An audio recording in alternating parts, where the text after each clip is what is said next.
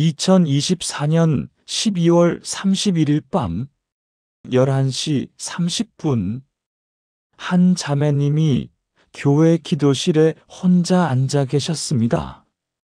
손에는 두 장의 서류가 들려 있었습니다. 하나는 미국 이민 서류, 다른 하나는 한국에서의 새 직장 계약서였습니다. 두 손에 각각 다른 미래가 들려 있었습니다. 자매님의 나이는 38세, 결혼 7년 차였습니다. 남편은 먼저 미국으로 가서 일자리를 잡았고, 자매님만 한국에 남아 있었습니다. 아이는 없었습니다. 미국으로 가면 남편과 함께 새 출발을 할 수 있었습니다. 하지만 한국에서는 대기업 임원 자리 제안이 들어왔습니다. 15년간 쌓아온 경력의 정점이었습니다. 하나님, 어느 길이 주님의 뜻입니까? 자매님은 이미 3개월째 이 기도를 하고 있었습니다. 성경을 읽어도 답이 보이지 않았습니다. 목사님께 상담도 받았지만 더 혼란스러웠습니다. 어떤 분은 가정이 우선이라 하고, 어떤 분은 하나님이 주신 기회를 놓치지 말라고 했습니다. 30분 후면 새해가 되는데 아직도 결정을 내리지 못하고 계셨습니다. 그 순간 눈물이 흘러내렸습니다. 주님, 제발 확실하게 알려주세요. 신호를 주세요. 그때였습니다. 기도실 문이 열리고 70대 박 집사님이 들어오셨습니다. 새해를 맞아 기도하러 오신 것이었습니다. 박 집사님은 자매님이 우는 것을 보고 깜짝 놀라셨습니다. 자매님, 무슨 일이세요? 자매님은 아무 말도 하지 않았습니다. 그런데 박 집사님이 이렇게 말씀하셨습니다. 자매님, 새해 복 많이 받으시고 하나님께서 예비하신 그 자리에서 크게 쓰임 받으세요. 제가 기도하는데 자꾸 자매님 얼굴이 떠올라서요. 하나님께서 자매님을 위해 특별한 자리를 준비하셨다는 느낌이 강하게 들었습니다. 그 순간 자매님의 심장이 뛰기 시작했습니다. 어떤 자리 말씀이신가요? 글쎄요, 저도 잘 모르겠어요. 그런데 분명히 한국이 아니라 먼 곳 같았어요.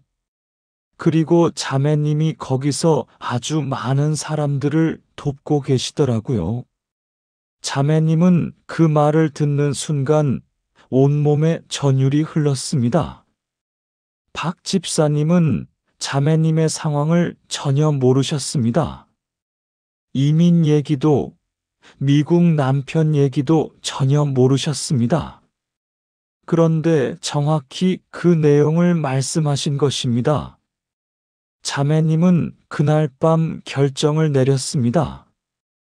2025년 1월 15일, 자매님은 미국행 비행기에 올랐습니다. 그리고 지금 2025년 11월, 자매님은 LA에서 한인 이민자들을 돕는 비영리 단체의 대표로 섬기고 계십니다. 매달 200명 이상의 이민자들이 자매님의 도움을 받습니다. 자매님이 제게 이렇게 말씀하셨습니다. 목사님, 그날 밤 하나님께서 제게 신호를 주셨습니다. 제가 알아차릴 수 있도록 아주 분명하게 보여주셨어요. 사랑하는 여러분, 혹시 지금 중요한 결정 앞에 서 계신가요? 어느 길로 가야 할지 막막하신가요? 오늘 이 시간 제가 여러분께 아주 중요한 이야기를 나누려 합니다. 하나님은 침묵하지 않으십니다. 하나님은 당신의 자녀가 방황하도록 내버려 두지 않으십니다. 하나님께서 길을 여실 때는 반드시 신호를 주십니다. 15년 목회 사역을 하면서 제가 발견한 것이 있습니다. 하나님의 인도하심에는 일정한 패턴이 있습니다. 성경에 기록된 패턴이 있습니다. 오늘 저는 그 7가지 신호를 여러분과 나누려 합니다. 이 7가지를 아신다면 여러분은 더 이상 방황하지 않으실 것입니다. 하나님의 음성을 분별할 수 있게 되실 것입니다. 그럼 지금부터 시작하겠습니다. 준비되셨습니까? 첫 번째, 마음에 초자연적인 평안이 임합니다. 첫 번째 신호는 마음에 평안이 임하는 것입니다. 그런데 보통의 평안이 아닙니다. 설명할 수 없는 초자연적인 평안입니다. 여러분도 이런 경험 있으시지 않습니까? 이성적으로는 이해가 안 되는데 마음이 편안해지는 경험 말입니다. 주변 사람들은 모두 반대하는데 나만 이상하게 평안한 경험 말입니다. 바로 그것이 하나님의 첫 번째 신호입니다. 사도 바울은 빌립보서 4장 6절부터 7절에서 이렇게 말씀하십니다.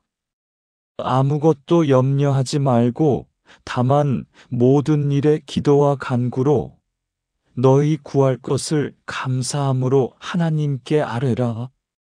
그리하면 모든 지각에 뛰어난 하나님의 평강이 그리스도 예수 안에서 너희 마음과 생각을 지키시리라. 이 구절에서 주목해야 할 단어가 있습니다. 모든 지각에 뛰어난이라는 표현입니다. 원어로는 파스 눈인데 이해를 초월한다는 의미입니다. 이성으로는 설명할 수 없는 평안이라는 뜻입니다. 당시 빌립보 교인들은 심각한 핍박 가운데 있었습니다. 로마 제국의 황제 숭배를 거부했기 때문에 경제적 어려움과 사회적 배척을 받고 있었습니다. 상황은 최악이었습니다. 그런데 바울은 그들에게 염려하지 말라고 합니다. 대신 기도하라고 합니다. 그러면 지각에 뛰어난 평강이 임할 것이라고 약속합니다. 이것이 바로 하나님의 신호입니다. 객관적 상황은 어렵지만 마음에 평안이 있다면 그것은 하나님께서 그 길을 열고 계시다는 증거입니다. 제가 아는 김 집사님의 이야기를 나누겠습니다. 김 집사님은 올해 54세이고 부산에 사십니다. 2년 전 집사님은 20년 넘게 다니던 회사에서 명예퇴직 제안을 받았습니다. 퇴직금은 괜찮았지만 그 나이에 새 직장을 구하기는 쉽지 않았습니다. 가족들은 모두 불안해했습니다. 아내는 매일 밤 잠을 이루지 못했습니다. 대학생인 두 아들도 걱정이 많았습니다. 그런데 이상하게 김 집사님만 평안했습니다. 여보, 괜찮아. 하나님께서 길을 열어주실 거야. 집사님은 매일 새벽 5시에 일어나 기도했습니다. 일주일째 되던 날이었습니다. 기도하는데 이상한 평안이 마음에 임했습니다. 아무런 계획도 없었습니다. 아무런 대안도 없었습니다. 그런데 평안했습니다. 가족들은 현실을 직시하라고 했습니다. 친구들은 빨리 알아봐야 한다고 했습니다. 하지만 집사님은 그 평안을 놓지 않았습니다. 2주가 지났습니다. 어느 날 저녁 20년 전 직장 동료에게서 전화가 왔습니다. 김 집사님, 제가 지금 작은 회사를 운영하는데요. 혹시 관심 있으세요? 그 친구는 집사님이 퇴직했다는 소식을 우연히 들었다고 했습니다. 그리고 마침 집사님 같은 경력의 사람이 필요했다고 했습니다. 조건은 이전 회사보다 더 좋았습니다. 김 집사님은 지금도 그 회사에서 행복하게 일하고 계십니다. 집사님이 제게 이렇게 말씀하셨습니다. 목사님, 그때 제 마음에 있던 평안이 하나님의 신호였어요. 이성으로는 설명할 수 없었지만 확신이 있었습니다. 사랑하는 여러분, 지금 어려운 결정 앞에 서 계신가요? 기도하십시오. 그리고 마음의 평안을 살피십시오. 설명할 수 없는 평안이 임한다면 그것은 하나님께서 그 길을 열고 계시다는 신호입니다. 사랑하는 여러분, 지금 저와 함께 이렇게 기도해 보시겠습니까? 하나님 아버지, 지금 이 순간 제 마음에 주님의 평안을 부어주소서. 주님이 여시는 길에는 모든 지각에 뛰어난 평강이 임함을 믿습니다. 제 마음과 생각을 주님의 평안으로 지켜주시고 주님이 예비하신 길을 분별하게 하소서. 염려 대신 평안을, 불안 대신 확신을 주시옵소서. 주님의 평강 안에서 주님의 뜻을 발견하게 하소서. 예수님의 이름으로 기도합니다. 아멘. 여러분도 이 평안을 경험하실 것입니다. 그리고 그 평안이 첫 번째 신호임을 기억하십시오. 두 번째 닫혀있던 문이 초자연적으로 열립니다. 두 번째 신호는 문이 열리는 것입니다. 아무리 노력해도 안 되던 일이 갑자기 풀립니다. 생각지도 못한 방법으로 길이 열립니다. 이것은 우연이 아닙니다. 하나님께서 직접 개입하시는 것입니다. 요한계시록 3장 7절에서 8절 말씀을 보겠습니다. 빌라델비아 교회의 사자에게 편지하라.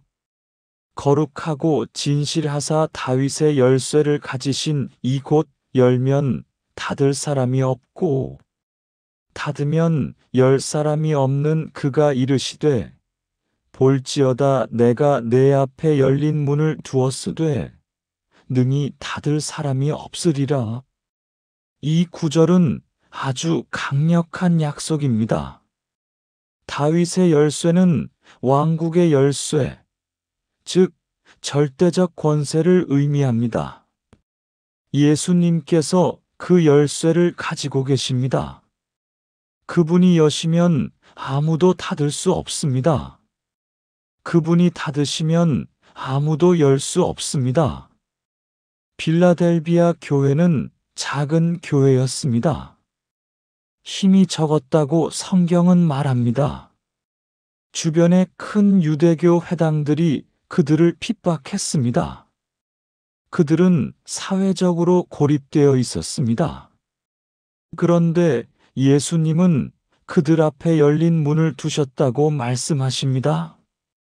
아무도 닫을 수 없는 문을 열어주셨다는 것입니다. 이것이 바로 하나님의 방법입니다. 사람이 막으면 하나님이 여십니다. 세상이 닫으면 하나님이 여십니다. 환경이 막아서면 하나님이 새 길을 내십니다. 올해 32세인 이 자매님의 이야기를 나누겠습니다. 서울에 사는 이 자매님은 오랫동안 취업 준비를 했습니다. 좋은 대학을 나왔고 스펙도 괜찮았습니다. 그런데 3년 동안 50군데 이상 지원했지만 모두 떨어졌습니다. 면접까지 가도 마지막에 항상 떨어졌습니다. 자매님은 점점 지쳐갔습니다. 하나님, 왜 이렇게 힘들게 하십니까? 부모님은 실망하셨고, 친구들은 하나둘 좋은 회사에 취직했습니다. 자매님만 혼자 남은 것 같았습니다. 작년 12월이었습니다. 크리스마스가 다가오는데 마음이 너무 힘들었습니다. 그날 새벽 기도회에 나갔습니다. 목사님이 바로 오늘 나눈 요한계시록 3장 8절 말씀을 전했습니다. 내가 내 앞에 열린 문을 두었으되 능히 닫을 사람이 없으리라. 자매님은 그 말씀을 붙들고 기도했습니다. 주님, 제 앞에 문을 열어주세요. 아무도 닫을 수 없는 문을 열어주세요. 그날 오후였습니다. 전화가 왔습니다. 1년 전에 면접 봤던 회사였습니다. 당시 떨어졌던 바로 그 회사였습니다. 이 자매님, 저희 회사 기억하시나요? 혹시 아직 구직 중이시면 연락 주시겠어요? 놀랍게도 그 회사에서 새 포지션이 생겼고 자매님을 떠올렸다는 것입니다. 1년 전 면접 때 자매님의 성실한 태도가 인상 깊었다고 했습니다. 자매님은 2주 후 그 회사에 입사했습니다. 조건은 처음 지원했을 때보다 훨씬 좋았습니다. 직급도 더 높았고 연봉도 더 많았습니다. 자매님이 제게 이렇게 말씀하셨습니다. 목사님, 3년 동안 50개 문이 닫혔어요. 그런데 하나님께서 5,000번째 문을 여셨을 때 그것은 어떤 문보다 좋은 문이었어요. 제가 여는 게 아니라 하나님께서 여시는 문은 이렇게 다르더라고요. 지금도 자매님은 그 회사에서 팀장으로 승진해서 일하고 계십니다. 사랑하는 여러분, 지금 모든 문이 닫혀 있는 것 같습니까? 아무리 노력해도 안 되는 것 같습니까? 포기하지 마십시오. 하나님께서 여시는 문은 사람이 닫을 수 없습니다. 그 문은 때가 되면 반드시 열립니다. 그리고 그것이 하나님이 예비하신 길이라는 확실한 신호입니다. 사랑하는 여러분, 지금 저와 함께 이렇게 기도해 보시겠습니까? 전능하신 하나님 아버지, 다윗의 열쇠를 가지신 주님을 찬양합니다. 주님이 여시면 아무도 닫을 수 없고, 주님이 닫으시면 아무도 열 수 없음을 고백합니다. 지금 제 앞에 닫힌 문들이 있습니다. 하지만 주님께서 여실 문을 기대합니다. 사람의 방법이 아닌 주님의 방법으로 세상의 때가 아닌 주님의 때에 문이 열리기를 기도합니다. 주님이 예비하신 그 문 앞에 저를 세워주소서. 예수님의 이름으로 기도합니다. 아멘. 여러분도 곧 그 문이 열리는 것을 경험하실 것입니다. 그때 이것이 하나님의 신호였음을 깨닫게 되실 것입니다. 세 번째 확신 있는 사람들이 연속으로 나타납니다. 세 번째 신호는 사람입니다. 하나님께서 특정한 사람들을 보내십니다. 그들은 여러분이 가야 할 길에 대해 확신을 가지고 말합니다. 한두 명이 아니라 연속으로 나타납니다. 그들은 서로 모르는 사람들인데 같은 이야기를 합니다. 이것은 우연이 아닙니다.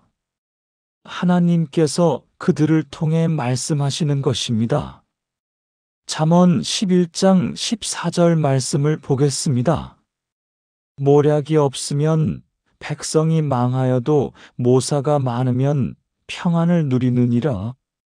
이 구절에서 모사가 많으면이라는 표현이 중요합니다. 원어로는 롬 요에치인데 많은 조언자들이라는 의미입니다. 한 사람의 의견이 아니라 여러 사람의 일치된 의견이 중요하다는 뜻입니다. 고대 이스라엘에서 왕이 중요한 결정을 내릴 때는 반드시 여러 모사들의 의견을 들었습니다. 특히 전쟁을 시작하거나 조약을 맺을 때는 더욱 신중했습니다. 한 사람의 의견만 듣고 결정하면 실패할 확률이 높았습니다. 그래서 지혜로운 왕은 항상 여러 모사들의 의견을 구했습니다. 하나님도 마찬가지 방법으로 우리를 인도하십니다. 한 사람이 아니라 여러 사람을 통해 같은 메시지를 주십니다. 특히 그들이 서로 모르는 사이인데 같은 이야기를 한다면 그것은 하나님의 확실한 신호입니다. 올해 45세인 박 형제님의 이야기를 나누겠습니다. 대구에 사시는 박 형제님은 작년에 사업을 시작할 기회가 있었습니다. 15년간 직장 생활을 하다가 독립할 기회가 온 것입니다. 조건은 좋았습니다. 하지만 위험 부담도 컸습니다. 형제님은 3개월 동안 고민했습니다. 어느 날 새벽 기도회에서 옆자리에 앉은 집사님이 갑자기 이렇게 말씀하셨습니다. 형제님, 제가 기도하는데 형제님 생각이 자꾸 나더라고요. 혹시 중요한 결정 앞에 계세요? 하나님께서 형제님을 통해 큰 일을 하실 것 같은데요. 형제님은 깜짝 놀랐습니다. 그 집사님은 형제님의 상황을 전혀 몰랐기 때문입니다. 사흘 후였습니다. 대학 동창으로부터 전화가 왔습니다. 10년 만에 연락이 온 친구였습니다. 야, 박 형제. 나 꿈에 내가 나왔어. 너 뭔가 새로운 일 시작하는 거 아니야? 꿈에 내가 사무실에서 일하는데 되게 행복해 보이더라. 형제님은 또 놀랐습니다. 그 친구도 형제님의 상황을 몰랐습니다. 일주일 후였습니다. 교회 목사님이 형제님을 따로 부르셨습니다. 박 형제님, 기도하다가 형제님이 떠올라서요. 혹시 사업 관련해서 고민하고 계신가요? 제가 기도하는데 하나님께서 형제님을 크게 쓰실 것 같다는 느낌이 강하게 들었어요.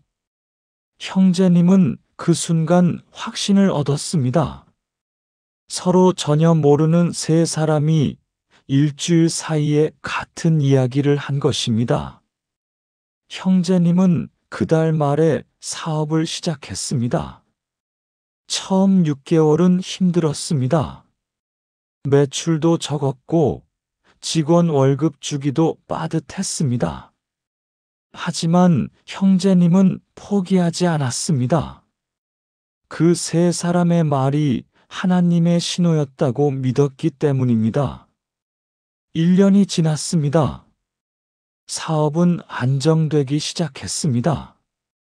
2년이 지난 지금 형제님의 회사는 직원 15명 규모로 성장했습니다.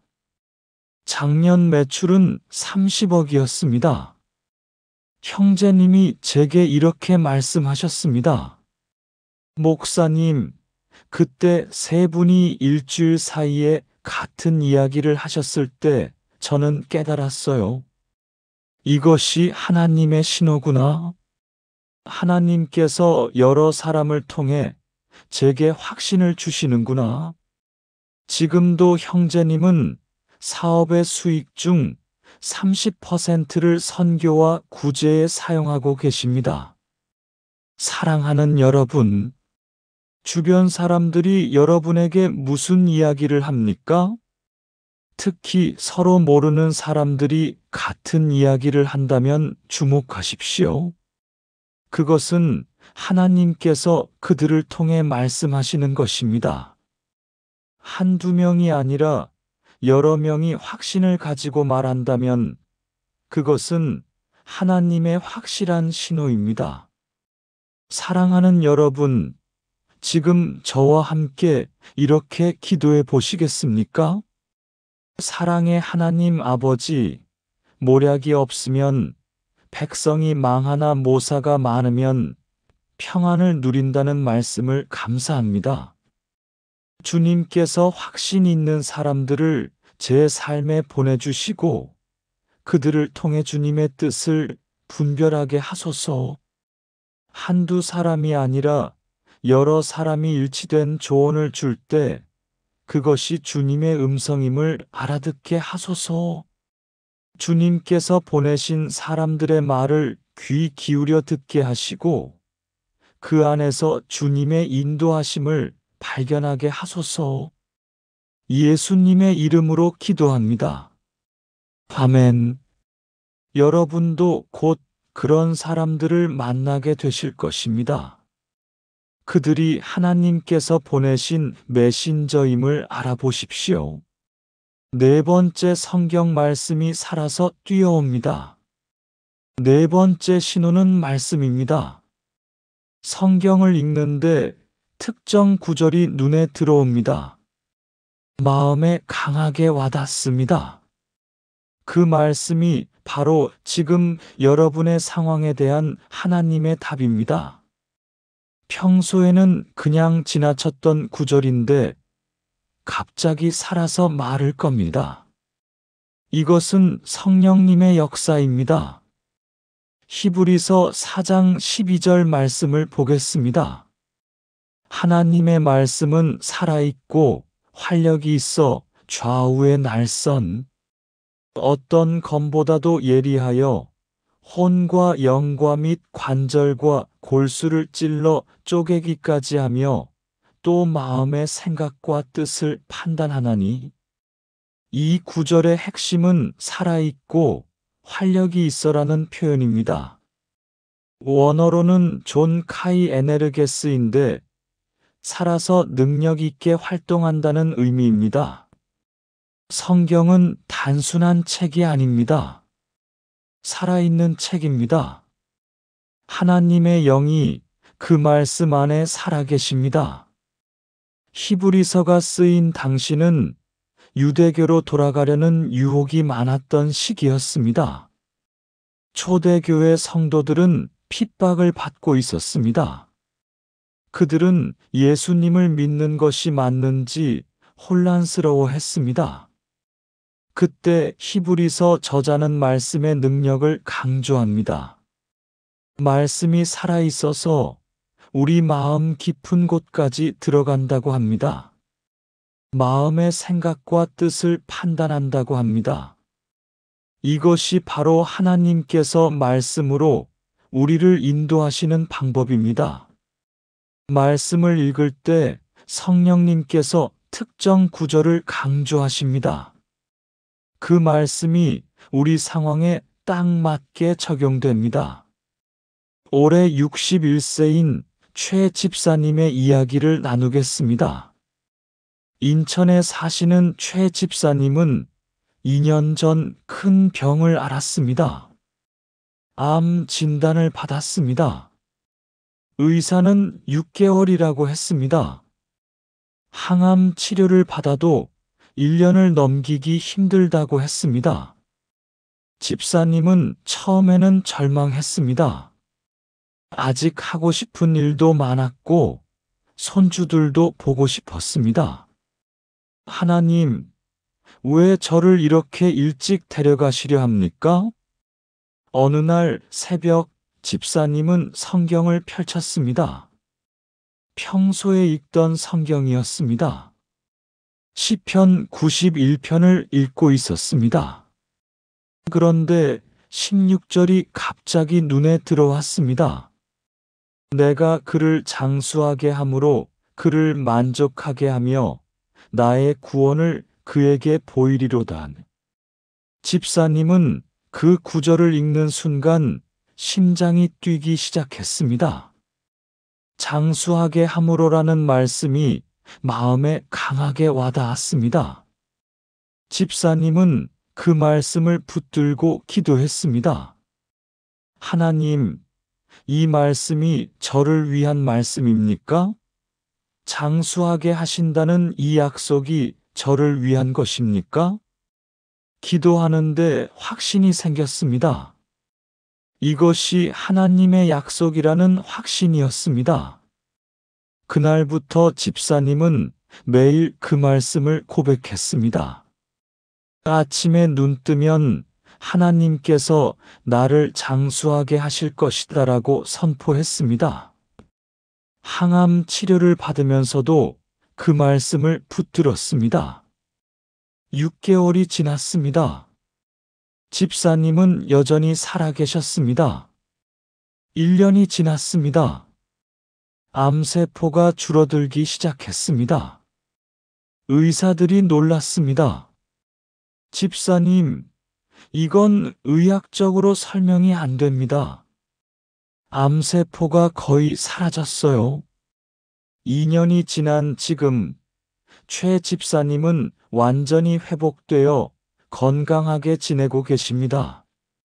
더 놀라운 것은 집사님이 지금 암 환자들을 위한 상담 봉사를 하고 계신다는 것입니다. 매주 병원을 방문해서 암 환자들을 격려하고 기도해주고 계십니다. 집사님이 제게 이렇게 말씀하셨습니다. 목사님, 그날 시편 91편 16절이 제 눈에 들어왔을 때 그것이 단순한 우연이 아니었어요. 하나님께서 성령님을 통해 그 말씀을 제게 주신 거예요. 그 말씀이 살아서 저를 살렸어요. 사랑하는 여러분, 성경을 읽으십시오. 매일 말씀을 묵상하십시오. 그러면 하나님께서 특정한 말씀으로 여러분에게 말씀하실 것입니다. 그 말씀이 눈에 들어오고 마음에 와닿는다면 그것은 하나님의 확실한 신호입니다. 그 말씀을 붙들고 나아가십시오. 사랑하는 여러분, 지금 저와 함께 이렇게 기도해 보시겠습니까? 살아계신 하나님 아버지, 주님의 말씀은 살아있고 활력이 있음을 고백합니다. 제가 매일 성경을 읽을 때 성령님께서 특정한 말씀으로 저에게 말씀해 주소서. 제 상황에 딱 맞는 말씀을 제 눈에 보여주시고 제 마음에 새겨주소서. 그 말씀이 저를 인도하는 빛이 되게 하시고 제 발걸음을 인도하는 등불이 되게 하소서. 말씀으로 주님의 뜻을 분별하고 말씀대로 살아가게 하소서. 예수님의 이름으로 기도합니다. 아멘. 여러분도 말씀을 통한 하나님의 음성을 듣게 되실 것입니다. 그 말씀이 여러분 인생의 나침반이 될 것입니다. 5번째 환경이 초자연적으로 바뀌기 시작합니다. 5번째 신호는 환경의 변화입니다. 아무리 노력해도 안 되던 일이 갑자기 풀립니다. 돈이 필요한데 예상치 못한 곳에서 돈이 들어옵니다. 사람이 필요한데 딱 맞는 사람이 나타납니다. 이것은 우연이 아닙니다. 하나님께서 환경을 바꾸시는 것입니다. 출애굽기 14장 21절에서 22절 말씀을 보겠습니다. 모세가 바다 위로 손을 내밀매 여호와께서 큰 동풍이 밤새도록 바닷물을 물러가게 하시니 물이 갈라져 바다가 마른 땅이 된지라. 이스라엘 자손이 바다 가운데를 육지같이 행하고 물은 그들의 좌우에 벽이 되니. 이 구절은 홍해가 갈라진 기적을 기록하고 있습니다. 물이 갈라져 바다가 마른 땅이 된지라는 표현이 핵심입니다. 원어로는 바카 하마임인데 물이 쪼개졌다는 의미입니다. 당시 이스라엘 백성은 절체절명의 위기에 있었습니다. 앞에는 홍해가 가로막고 뒤에는 애굽 군대가 추격하고 있었습니다. 인간적으로는 완전히 막다른 길이었습니다. 백성들은 모세를 원망했습니다. 차라리 애굽에서 죽는 게 나았다고 불평했습니다. 그런데 하나님께서 환경을 바꾸셨습니다. 바닷물을 갈라서 마른 땅을 만드셨습니다. 불가능한 환경을 가능한 환경으로 바꾸신 것입니다. 하나님은 지금도 같은 방법으로 일하십니다. 우리가 갈 길이 하나님의 뜻이라면 하나님께서 환경을 바꾸십니다. 올해 48세인 정자매님의 이야기를 나누겠습니다. 광주에 사시는 정자매님은 3년 전 남편과 사별했습니다. 혼자서 고등학생 아들 둘을 키워야 했습니다. 생활비가 부족했습니다. 자매님은 작은 카페를 운영하고 있었는데 매출이 좋지 않았습니다. 월세도 밀리기 시작했습니다. 하나님, 어떻게 해야 합니까? 이대로 가면 카페 문을 닫아야 합니다. 자매님은 매일 새벽 4시에 일어나 기도했습니다. 한 달째 되던 날이었습니다. 새벽 기도를 마치고 카페로 가는데 낯선 차 한 대가 카페 앞에 서 있었습니다. 서울에서 온 사업가였습니다. 사장님, 이 카페 분위기가 참 좋네요. 혹시 프랜차이즈로 만들 생각 없으세요? 자매님은 깜짝 놀랐습니다. 그 사업가는 전국에 카페 체인을 운영하는 분이었습니다. 광주에 지점을 낼 곳을 찾고 있었는데 자매님 카페를 우연히 보게 됐다고 했습니다. 사장님 카페의 인테리어와 메뉴가 마음에 듭니다. 제가 투자할게요. 대신 노하우를 좀 알려주시겠어요?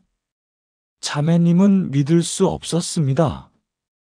그날부터 상황이 완전히 바뀌었습니다. 그 사업가는 자매님 카페에 5천만 원을 투자했습니다. 리모델링을 하고 메뉴를 개발했습니다. 3개월 후 매출이 3배로 늘었습니다. 6개월 후 2번째 지점을 열었습니다. 지금은 광주에만 5개 지점이 있습니다. 자매님은 더 이상 생활비 걱정을 하지 않습니다. 2 아들도 올해 대학에 진학했습니다. 자매님이 제게 이렇게 말씀하셨습니다. 목사님, 그날 새벽 기도를 마치고 나왔을 때 그 사업가가 거기 계신 게 우연이 아니었어요. 하나님께서 환경을 완전히 바꾸셨어요. 제가 할 수 있는 게 아무것도 없었는데 하나님께서 모든 것을 바꾸셨어요. 사랑하는 여러분, 지금 환경이 어렵습니까? 도저히 안 될 것 같습니까? 포기하지 마십시오. 하나님께서 홍해를 가르신 것처럼 여러분의 환경도 바꾸실 수 있습니다. 환경이 초자연적으로 바뀌기 시작한다면 그것은 하나님께서 길을 여시고 계신다는 확실한 신호입니다. 사랑하는 여러분, 지금 저와 함께 이렇게 기도해 보시겠습니까? 전능하신 하나님 아버지, 홍해를 가르시고 이스라엘 백성을 인도하신 주님을 찬양합니다. 주님은 불가능한 환경을 가능하게 만드시는 분이심을 고백합니다. 지금 제 앞을 가로막고 있는 모든 장애물들을 주님께서 제거해 주소서. 환경을 초자연적으로 바꾸시고 제가 갈 길을 열어주소서. 돈이 필요하면 돈을, 사람이 필요하면 사람을, 기회가 필요하면 기회를 주시옵소서. 주님의 능력으로 모든 것이 가능함을 믿습니다. 예수님의 이름으로 기도합니다. 아멘. 여러분도 환경이 바뀌는 기적을 경험하게 되실 것입니다. 그것이 하나님께서 일하고 계신다는 증거입니다. 6번째 기도 응답이 연속으로 일어납니다. 6번째 신호는 기도 응답입니다. 한두 가지가 아니라 여러 가지가 연속으로 응답됩니다. 작은 것부터 큰 것까지 계속 응답됩니다. 이것은 하나님께서 여러분과 함께 계시다는 증거입니다. 그 길이 하나님의 뜻이라는 확실한 신호입니다. 시편 65편 2절 말씀을 보겠습니다. 기도를 들으시는 주여, 모든 육체가 주께 나아오리이다. 이 구절에서 기도를 들으시는이라는 표현이 중요합니다. 원어로는 쇼메아 테필라인데 기도를 듣고 응답하시는 분이라는 의미입니다. 단순히 듣기만 하시는 게 아니라 응답하신다는 뜻입니다. 시편 65편은 다윗이 하나님의 응답을 경험한 후에 쓴 감사시입니다. 당시 이스라엘은 가뭄으로 고통받고 있었습니다. 농사를 지을 수 없었고 백성들이 굶주리고 있었습니다. 다윗은 하나님께 간절히 기도했습니다. 그러자 하나님께서 비를 내려주셨습니다. 땅이 회복되고 곡식이 자라기 시작했습니다. 다윗은 하나님께서 기도를 들으신다는 것을 확실히 경험했습니다. 그래서 이 시편을 썼습니다. 하나님은 지금도 기도를 들으시는 분이십니다. 특히 우리가 하나님의 뜻을 따라갈 때 하나님께서는 기도를 신속하게 응답하십니다. 연속으로 응답하십니다. 올해 56세인 강 집사님의 이야기를 나누겠습니다. 서울에 사시는 강 집사님은 작년에 큰 결단을 했습니다. 20년 넘게 다니던 회사를 그만두고 선교사로 나가기로 결정했습니다. 아프리카 케냐로 가기로 했습니다. 가족들은 반대했습니다. 지금 나이에 무슨 선교사냐고 했습니다. 친구들도 말렸습니다. 은퇴 후에 편하게 살아야지라고 했습니다. 하지만 집사님은 확신이 있었습니다. 하나님께서 부르신다는 확신이었습니다. 그날부터 집사님은 기도 제목을 적기 시작했습니다. 첫째, 선교 후원금 월 300만 원. 둘째, 케냐 사역지 섭외. 셋째, 가족들의 동의. 넷째, 스와힐리어 선생님. 다섯째, 함께 갈 동역자. 총 5가지였습니다. 집사님은 매일 이 5가지를 놓고 기도했습니다. 일주일이 지났습니다. 교회 한 집사님이 다가오셨습니다. 강 집사님, 제가 기도하는데 집사님 생각이 자꾸 나더라고요. 혹시 필요한 게 있으세요? 제가 매달 100만 원씩 후원하고 싶습니다. 집사님은 눈물이 났습니다. 첫 번째 응답이었습니다. 2주일이 지났습니다. 케냐에서 선교하는 한 선교사님으로부터 이메일이 왔습니다. 집사님이 선교사로 나간다는 소식을 듣고 연락하셨다고 했습니다. 강 집사님, 저희 선교회에서 바로 사역할 수 있는 곳이 있습니다. 오시면 곧바로 시작하실 수 있어요. 두 번째 응답이었습니다. 3주일이 지났습니다. 집사님의 아내가 갑자기 말씀하셨습니다. 여보, 제가 기도하다가 평안이 왔어요. 당신을 따라가겠어요. 하나님께서 우리를 부르신 것 같아요. 세 번째 응답이었습니다. 한 달이 지났습니다. 교회 청년 한 명이 집사님을 찾아왔습니다. 집사님, 저도 함께 가고 싶습니다. 제가 대학에서 스와힐리어를 전공했어요. 가서 집사님께 가르쳐 드릴게요. 네 번째와 다섯 번째가 동시에 응답됐습니다. 한 달 사이에 5가지 기도 제목이 모두 응답된 것입니다. 집사님은 그해 9월 케냐로 떠났습니다. 지금 케냐에서 고아원을 운영하고 계십니다. 60명의 아이들을 돌보고 있습니다. 집사님이 제게 보낸 이메일에 이렇게 쓰여 있었습니다. 목사님, 한 달 사이에 5가지가 모두 응답됐을 때 저는 확신했어요. 이것이 하나님의 뜻이구나. 하나님께서 이 길을 여시는구나. 연속으로 기도가 응답되는 것이 바로 하나님의 신호였어요. 사랑하는 여러분, 기도하십시오. 구체적으로 기도 제목을 정하고 기도하십시오. 그리고 응답을 주목하십시오. 한두 가지가 아니라 여러 가지가 연속으로 응답된다면 그것은 하나님께서 그 길을 열고 계신다는 확실한 신호입니다. 사랑하는 여러분, 지금 저와 함께 이렇게 기도해 보시겠습니까?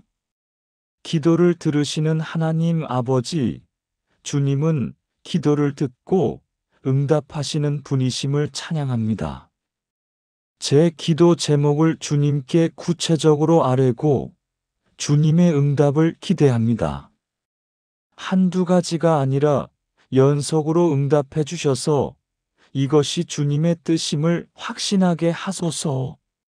작은 것부터 큰 것까지 주님께서 모두 들으시고 응답하심을 믿습니다. 기도 응답을 통해 주님의 인도하심을 분명히 알게 하소서. 예수님의 이름으로 기도합니다. 아멘. 여러분도 연속적인 기도 응답을 경험하게 되실 것입니다. 그것이 하나님께서 함께 하신다는 증거입니다. 7번째, 영혼 깊은 곳에서 확신이 강하게 임합니다. 마지막 7번째 신호는 영혼의 확신입니다. 이것은 머리의 확신이 아닙니다. 이성적 판단이 아닙니다. 영혼 깊은 곳에서 올라오는 강력한 확신입니다. 이것이다라는 알 수 없는 확신입니다. 이것이 가장 강력한 신호입니다. 골로새서 3장 15절 말씀을 보겠습니다. 그리스도의 평강이 너희 마음을 주장하게 하라. 너희는 평강을 위하여 한 몸으로 부르심을 받았나니 너희는 또한 감사하는 자가 되라. 이 구절에서 주장하게 하라는 표현이 핵심입니다. 원어로는 브라베우에토인데 심판하다, 결정하다, 통치하다라는 의미입니다. 평강이 우리 마음의 심판관이 되어야 한다는 뜻입니다. 당시 골로새 교회는 여러 가르침으로 혼란스러웠습니다.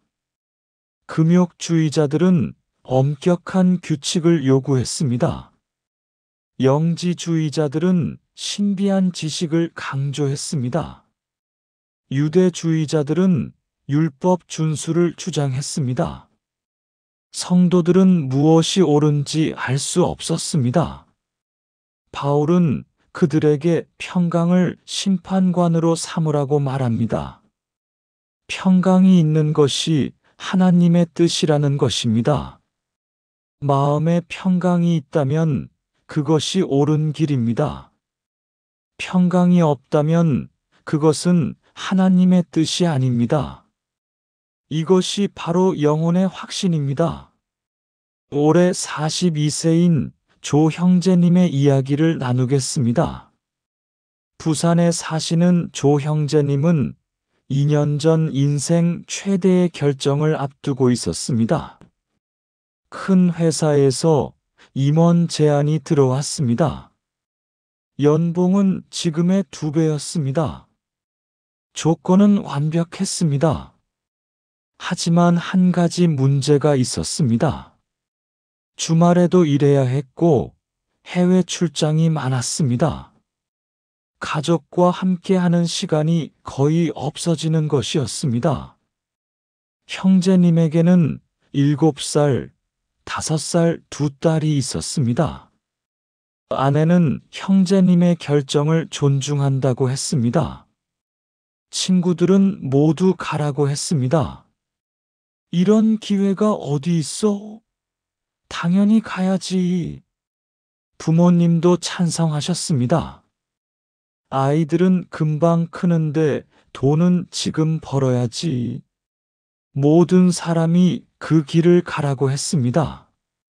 이성적으로도 그 길이 맞았습니다.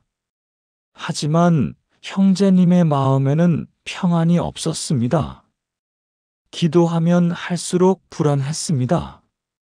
밤에 잠을 이룰 수 없었습니다. 형제님은 일주일 동안 금식 기도를 했습니다. 하나님, 제가 어떻게 해야 합니까? 금식 기도 마지막 날 새벽이었습니다. 기도하는데 갑자기 7살 첫째 딸의 얼굴이 떠올랐습니다. 얼마 전 딸이 이렇게 말했었습니다. 아빠, 우리 가족 여행 언제 가요? 아빠는 맨날 일만 해요.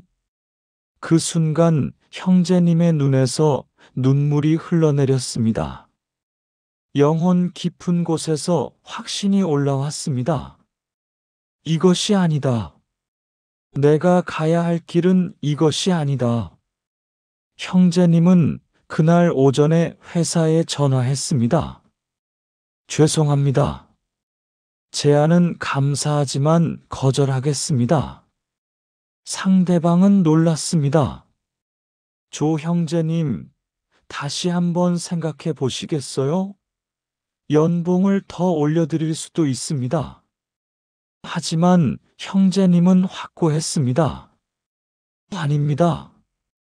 제 가족이 더 중요합니다. 돈보다 소중한 것이 있습니다. 그날부터 형제님은 평안했습니다. 주변 사람들은 이해하지 못했습니다. 미쳤나? 그런 기회를 왜 거절해? 하지만 형제님은 후회하지 않았습니다. 영혼의 확신이 있었기 때문입니다. 6개월 후였습니다. 형제님이 다니던 회사에서 승진 제안이 들어왔습니다. 연봉도 올랐고 주말 근무도 없었습니다. 형제님은 지금 그 자리에서 행복하게 일하고 계십니다. 매주 토요일마다 가족과 함께 시간을 보냅니다. 2달에 한 번씩 가족여행을 갑니다. 형제님이 제게 이렇게 말씀하셨습니다. 목사님, 그때 모든 사람이 가라고 했어요. 이성적으로도 가는 게 맞았어요. 하지만 제 영혼 깊은 곳에서 아니다라는 확신이 있었어요. 그 확신이 하나님의 신호였어요. 그 확신을 따른 것이 제 인생 최고의 결정이었습니다. 사랑하는 여러분, 이성적 판단도 중요합니다. 주변 사람들의 조언도 중요합니다. 하지만 가장 중요한 것은 영혼의 확신입니다. 영혼 깊은 곳에서 올라오는 평안과 확신이야말로 하나님의 가장 강력한 신호입니다. 모든 것이 맞아떨어지는데 영혼의 평안이 없다면 그것은 하나님의 뜻이 아닙니다. 반대로 모든 것이 반대해도 영혼의 확신이 있다면 그것이 하나님의 뜻입니다. 사랑하는 여러분, 지금 저와 함께 이렇게 기도해 보시겠습니까? 사랑의 하나님 아버지, 그리스도의 평강이 제 마음의 심판관이 되게 하소서. 제 영혼 깊은 곳에 주님의 확신을 부어주시고 그 확신을 따라 살게 하소서. 이성적 판단을 넘어서는 영적 확신을 주시고 사람의 의견보다 주님의 음성을 듣게 하소서. 평안이 있는 길이 주님의 길임을 알게 하시고 그 길을 담대히 걷게 하소서. 영혼의 확신으로 주님의 뜻을 분별하고 순종하게 하소서. 예수님의 이름으로 기도합니다. 아멘. 여러분도 영혼의 확신을 경험하게 되실 것입니다. 그것이 하나님께서 주시는 가장 확실한 신호입니다. 통합 기도문. 지금까지 나눈 7가지 신호를 하나의 기도로 드리겠습니다. 함께 기도하시겠습니까? 전능하시고 살아계신 하나님 아버지, 오늘 이 시간 주신 7가지 신호에 대해 감사드립니다. 마음의 평안을 주시고 문을 열어주시며 확신 있는 사람들을 보내주시고 말씀으로 인도하시며 환경을 바꾸시고 기도를 응답하시며 영혼의 확신을 주시는 하나님을 찬양합니다. 저는 고백합니다. 주님께서 길을 여실 때는 반드시 신호를 주십니다. 모든 지각에 뛰어난 평강을 주시고 다윗의 열쇠로 문을 열어주시며 많은 모사들을 통해 인도하시고 살아있는 말씀으로 말씀하시며 홍해를 가르시듯 환경을 바꾸시고 기도를 들으시며 응답하시며 그리스도의 평강으로 제 마음을 주장하십니다. 오늘부터 저와 제 가족이 이 7가지 신호에 민감하게 하소서.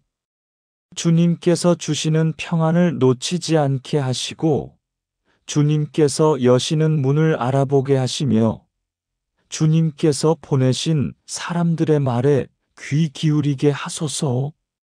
매일 말씀을 묵상하며 주님의 음성을 듣게 하시고 환경의 변화를 통해 주님의 역사를 보게 하시며 기도 응답을 통해 주님의 동행을 확신하게 하소서. 무엇보다 영혼 깊은 곳에서 올라오는 주님의 확신을 분별하게 하소서. 이 7가지 신호가 제 인생의 나침반이 되게 하시고 이 신호들을 따라 주님의 완전하신 뜻 가운데 걷게 하소서. 더 이상 방황하지 않고 확신 가운데 나아가게 하시며 주님께서 예비하신 그 길을 담대히 걷게 하소서. 제 삶의 모든 결정에서 이 7가지 신호를 기억하고 주님의 인도하심을 따라 살게 하소서.